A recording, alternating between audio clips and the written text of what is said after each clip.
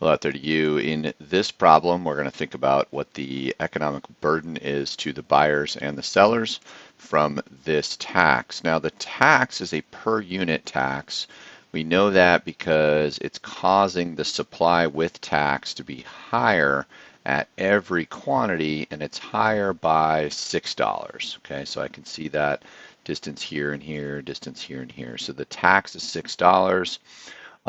Without the tax, we're just going to look at regular old supply and demand.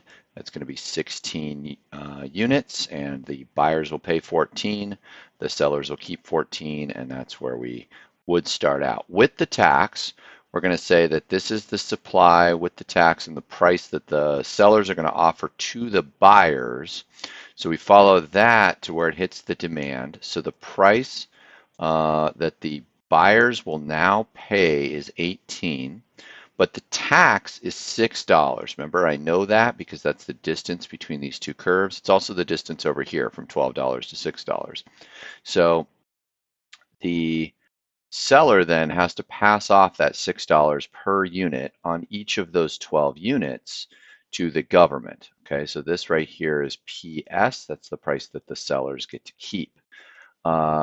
So we're looking at basically how much is distorted from either side of the market. So the buyers were paying 14 and now they pay 18. So that's $4 more.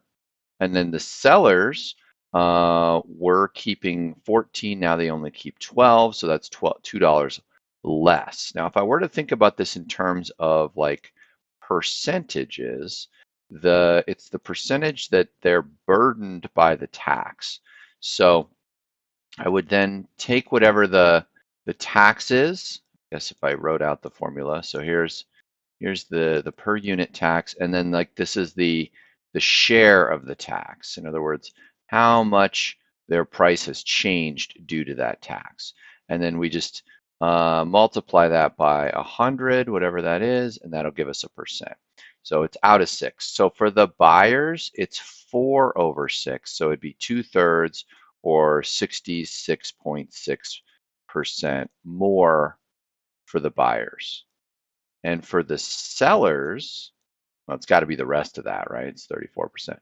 But it would be 2 over 6, and that's 1/3. So it'd be 33 and 1/3% on the sellers.